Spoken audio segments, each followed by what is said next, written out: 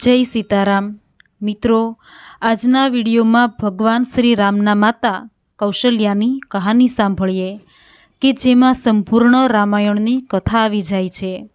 જે કથા રામાયણનો એક મહાન પાત્ર કે જેને ભગવાન શ્રી રામના માતા બનવાનું સૌભાગ્ય પ્રાપ્ત થયું, તો માતા કૌશલ્યાના મુખેથી જ આ સુંદર કહાની સાંભળીએ। તો વિડીયો સ્કીપ કર્યા વગર અંત સુધી સાંભળજો। વિડીયો પસંદ આવે તો લાઈક કરી કમેન્ટમાં જય શ્રી રામ લખી ચેનલ પર નવા હો તો અત્યારે જ સબસ્ક્રાઈબ કરી દેજો। તો સાંભળીએ માતા કૌશલ્યાના મુખેથી માતા કૌશલ્યાની કહાની। હું કૌશલ દેશની કુંવરી એટલે કૌશલ્યા ઉત્તર ભારતમાં આવેલી અયોધ્યા નગરીના સૂર્યવંશી રાજા દશરથ સાથે મારા વિવાહ થયા। મહાપ્રતાપી રાજા ભરતના વંશજ રાજા દશરથ અજ અને ઇન્દુમતીના પુત્ર હતા। રાજા દશરથને 3 રાણી હતી। હું એટલે કૌશલ્યા, સુમિત્રા અને કૈકેયી। હું સૌથી વરિષ્ઠ રાણી, એથી હું પટરાણી હતી। રાજા દશરથને અમે 3 રાણી હોવા છતાં કોઈ પુત્ર ન હતો, એટલે એમણે પુત્ર કામેષ્ઠી યજ્ઞ કર્યો। યજ્ઞમાં પતિ સાથે પટરાણી તરીકે દીક્ષિત થનારી હું હતી, જેથી યજ્ઞ દેવતા પાસેથી પ્રસાદી રૂપે પ્રાપ્ત થયેલી એ ખીરનો અડધો હિસ્સો મહારાણી તરીકે મારે ભાગે આવ્યો હતો। આ યજ્ઞના ફળ સ્વરૂપે મારી કુખેથી શ્રી રામ જન્મ્યા। રાણી સુમિત્રાને લક્ષ્મણ અને શત્રુઘ્ન તથા રાણી કૈકેયીને ભરત પુત્ર રૂપે પ્રાપ્ત થયા। વિશ્વમાં એવી કઈ માતા હશે જેને પુત્ર પ્રાપ્તિનો આનંદ ન હોય? પોતાના સંતાનનું મુખ દર્શન માતાના હૈયામાં આનંદના ઓથ ઉછાળે છે। હું કેવી ભાગ્યશાળી કે સ્વયં ભગવાન શ્રી રામને મેં મારા પુત્ર તરીકે મેળવ્યા હતા। વિશ્વની સૌથી ભાગ્યશાળી સ્ત્રી હું હતી, પણ અમે બધી જ રાણીઓ સ્નેહ હૃદયે ધરી જીવન વિતાવતી હતી। માટે રામ જેટલા જ મને લક્ષ્મણ, શત્રુઘ્ન અને ભરત પણ પ્રિય હતા। હું મહારાણી હતી, પરંતુ કૈકેયી રાજા દશરથની માનીતી રાણી હતી અને હું એને મારી પ્રિય નાની બહેન સમજતી હતી, અને એના માટે ક્યારેય દ્વેષ થયો નથી। સદાય એ મારા પ્રેમની અધિકારી રહી છે। રાજા દશરથ કૈકેયી સાથે વધુ સમય વિતાવતા, પણ મને એના માટે કદી ઈર્ષા થઈ નથી। પરંતુ કૈકેયીએ માગેલા વરદાન સમયે પરિસ્થિતિ અતિ ગંભીર અને વિપરીત બની ગઈ। એવું ક્યારેય થયું નથી કે કૈકેયીએ પુત્ર રામને દ્વેષ કર્યો હોય। પુત્ર રામ પ્રત્યે એને પણ એટલો જ સ્નેહ હતો। ઈક્ષ્વાકુ વંશ અનુસાર પટરાણીનો જ્યેષ્ઠ પુત્ર પિતાનો વારસદાર બને, રાજા બની રાજ્ય શાસન સંભાળે, એ સર્વ સ્વીકૃત સત્ય હતું। અને પુત્ર રામ તો મારો કે કૈકેયીનો જ નહીં, પણ સમગ્ર પ્રજાના હૃદયે વસતો હતો। કૈકેયીએ રાજા દશરથ પાસે માગેલા 2 વરદાન કે પુત્ર ભરતને અયોધ્યાનો ગાદી વારસ બનાવે અને પુત્ર રામને તત્કાલ વનવાસ આપે, એ વચન મારા માટે તો વજ્રઘાત બની રહ્યા। રાજમહેલમાં કે રાજ્યમાં આ વાત માનવા કોઈ તૈયાર નથી। કૈકેયીએ અગાઉ પણ ઘણી વખત અનુચિત વ્યવહાર કર્યો છે, પણ મેં કદી એના પર ધ્યાન પણ ન આપ્યું, જતું કર્યું, અને તેના પ્રતાપે હંમેશા સ્નેહ જ રાખ્યો છે। પણ રામને 14 વર્ષનો વનવાસ, એ વરદાનની વાત સાવ જુદી જ હતી, સહન ન થઈ શકે એવી હતી। મારું હૃદય દુઃખથી અને આઘાતથી ચીરાઈ ગયું, મારા વિલાપથી દિશાઓ ભરાઈ ગઈ। કૈકેયી, તારે પુત્ર ભરતની ગાદી આપવી હતી તો તેમાં અમે કોઈ વિરોધ ન કરત। પુત્ર રામને તો પોતાના નાના ભાઈ ભરત માટે આવું કરતાં અત્યંત ખુશી થાત। એને ક્યાં કોઈ વસ્તુનો મોહ છે? પણ કૈકેયી, ત્યાં શું માગ્યું? રામનો વનવાસ શા માટે? એણે તારો કયો અપરાધ કર્યો હતો?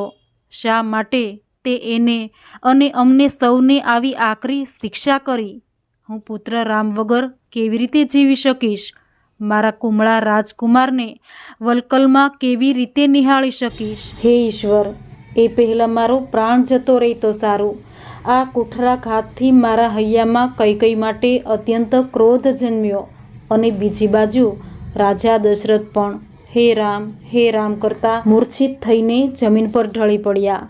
કેમ કે પુત્ર રામે તો આવતા વેત માતા કૈકેયીની આજ્ઞા શિરોધાર્ય કરી હતી અને ત્વરિત વન પ્રસ્થાનની તૈયારી આરંભી દીધી. આઘાત સાથે આઘાત એ હતા કે સીતા અને લક્ષ્મણ પણ પુત્ર રામ સાથે વનગમન માટે તૈયાર થઈ ગયા હતા. કાચી વયના મારા બાળકો વનજીવન કેવી રીતે સહી શકશે? અરે કૈકેયી, તને આવી મતિ કેમ સૂજી? હે પ્રભુ, આ રાજમહેલમાં રહીને હું શું કરું? મારે પણ વનવાસ જોઈએ. મારો ક્રોધ રાજા દશરથ માટે પણ હતો. રાણી કૈકેયી પતિની માનીતી રહી ત્યાં સુધી મેં ક્ષણભર પણ તેનો દ્વેષ નથી કર્યો. મારી રાજા પ્રત્યે પણ એ જ પ્રીતિ રહી છે. પણ એનું આ પરિણામ? શું રાજા દશરથ પિતા નથી? શું એને પુત્ર રામ માટે તનિક પણ સ્નેહ નથી? આવું વરદાન એ કેવી રીતે આપી શકે? મારે પણ મારા પુત્ર રામ સાથે વનવાસ જવું હતું. પછી ભલે રાજા મહેલની અંદર કૈકેયી સાથે બધા સુખ ભોગવે. પુત્ર રામ વિદાય લઈ રહ્યા છે અને વલકલ પહેરેલી રાજકુંવરી સીતાની સામે હું કેમેય મારી જાતને માફ કરી શકતી નથી. પરંતુ આ કરાલ કાળ મારી ઉપર ત્રાટકી ચૂક્યો છે. મારે તો વનવેશ ધારેલા મારા સંતાનોને આશીર્વાદ જ આપવા રહ્યા. સારથી સુમંત્રના રથ પર સવાર થઈ રામ, સીતા અને લક્ષ્મણ સાથે વન સીધાવ્યા. મને થાય છે કે મારું હૃદય લોખંડનું બનેલું હોવું જોઈએ, નહીતર એ ફાટી કેમ નથી જતું? પુત્ર રામે શું ભવિષ્ય દર્શન કર્યું હશે? રાજા દશરથ રામ વિદાયનો આઘાત સહી ન શક્યા અને મૂર્છિત થઈ ઢળી પડ્યા. અને હું સઘળા મોહમાંથી ભાનમાં આવી અને લાગ્યું કે હવે મારા પતિ જ મારું સર્વસ્વ છે અને એમના દુઃખને હળવું કરવું એ જ મારી પ્રથમ ફરજ છે. અને મેં મનોમન રાજા દશરથને કહેલા કટુ વચનની માફી માગી. આખરે એ પુત્ર પ્રેમને કારણે જ ભાંગી પડ્યા હતા. રાજા દશરથના ભાંગી પડેલા હૈયાને મેં સહારો આપ્યો અને એમને સંભાળીને હું ભવનમાં લાવી. રાજા પણ જાણે મને પોતે અન્યાય કર્યો છે એ અનુભવતા હતા અને પછી એ ક્યારેય કૈકેયીના ભવનમાં ગયા જ નહીં. રાજાએ હાથ જોડી મારી માફી માગી, પણ એમની એ દશા જોઈ જીવને સુખ નથી લાગતું. આઘાત ન સહી શકતા આખરે રાજા દશરથ રામ રામ વિલાપ કરતા સ્વર્ગે સીધાવ્યા. એક સાથે પુત્રનું વનગમન અને પતિનું દેહાવસાન મારા ધૈર્યને કેવી રીતે સંભાળી શકે? રુદન અને શોકથી મારું હૈયું ભાંગી પડ્યું. કૈકેયી પ્રત્યે ફરીવાર ક્રોધ જન્મ્યો, પણ આખરે આ બધું નિયતિને આધીન છે અને દૈવ સ્વીકારવું જ રહ્યું.